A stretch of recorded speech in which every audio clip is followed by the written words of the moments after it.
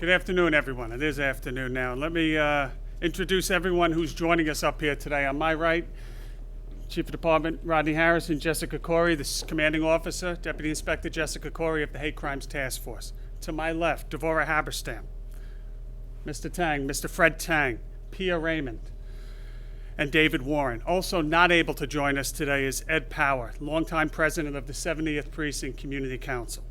I want to thank everyone for coming here today, and especially to the four on my left for this very important announcement.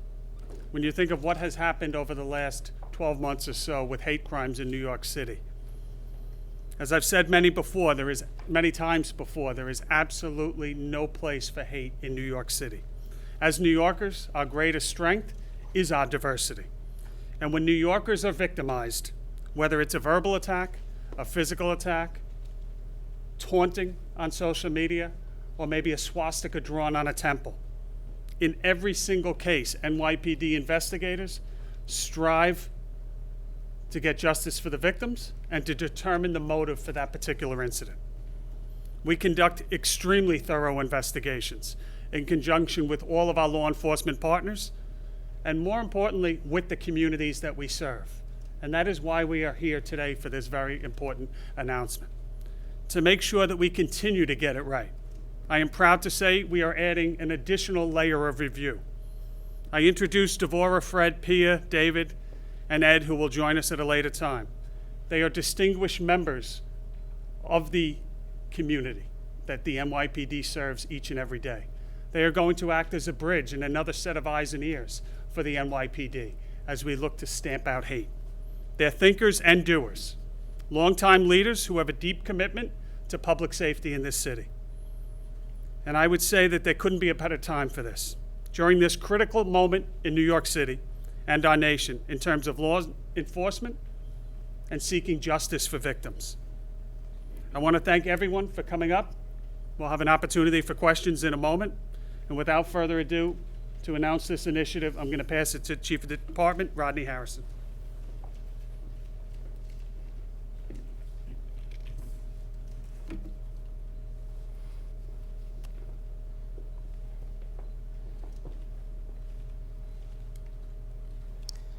Good afternoon, and thank you all for being here, and for the panel, thank you so much for the teamwork, and it's going to be a great teamwork going into the future. When a victim in New York is attacked, threatened, or harassed, they know when there's hate behind it. Our officers who answer those 911 calls, they know it. Our commanding officers and detectives who investigate these repulsive crimes, they know it as well. But still, the facts must be assembled and the elements of a hate crime must be proven in every instance where a hate crime is a possibility. The NYPD investigates it as a hate crime. That has been our practice from when Commissioner Shea, the Chief of Detectives, and even before that. And it will continue to be our practice moving forward. Our Hate Crimes Task Force, under the leadership of Jessica Corey, is the finest in the country and works closely with all of our NYPD units. Each case is meticulously analyzed and relentlessly investigated until a determination is made. Even with the precise way we evaluate every case, we have decided to add an additional step of determining what a hate crime is. In those few cases that present significant challenges in proving an assailant's intent was hate and establishing that a hate crime should be charged, our new panel of independent and experienced community leaders, once again, thank you, will review the circumstances. They will make a recommendation based on their review whether or not to advocate for the crime to be investigated by our Hate Crimes Task Force. Ultimately, the Chief of Department's office will make the final determination of who will be the lead investigative unit. This panel is another layer of rigorous review to ensure that we get it right. These critical cases will be a work in progress. Different circumstances will dictate which cases are reviewed. We will remain flexible and make prudent adjustments as necessary, and this panel will certainly add a deeper insight into these crimes. They may help us see things we may not have seen, and ultimately ensure justice for victims, which is what we all want. Cops and community working together. This is our credo. This is what's driving the vision for this new panel.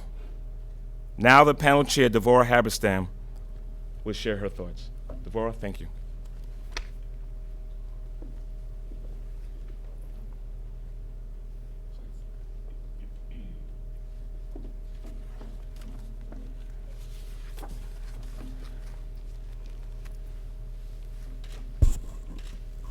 Good afternoon, Police Commissioner Shea, Chief Harrison, and fellow board members.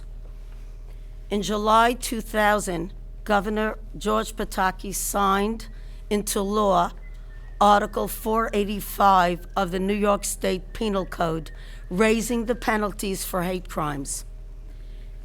Hate crimes do more than threaten the safety and welfare of our citizens, he added. They disrupt entire communities and cannot be tolerated. Hate crimes are unique because they are targeted and intentional. They are purposely intended to hurt the identity of a person. And unfortunately, today we are facing nearly daily reports of hate crimes. We need to help stop this. Therefore, I stand here today with my colleagues who are a civilian panel of everyday citizens like you that look like you and me. They are your family, your friends, your next door neighbor, or your classmates. We are an independent board that will assess those hate crimes that are sent to us from the Hate Crimes Task Force to review and recommend to the NYPD and the DAs our assessment of the crime. We will be the voices of the victims who are often ignored or at best tolerated, but today there will be change. Everybody deserves to live free in this country and in this city, and should not have to look over their shoulders as they walk down the street or sit on a park bench. Thank you, Commissioner Shea, for your attention to this and for your input and direction in this endeavor. And Chief of Department Rodney Harrison, who will oversee the success of this board. At this time, I would like to pay tribute to Detective Billy Glenn, whose funeral is happening as we stand here. He taught me and my family about justice and fighting hatred, as he was the lead detective in bringing the murderer of my son, Ari, to justice. He will always be our hero. Thank you.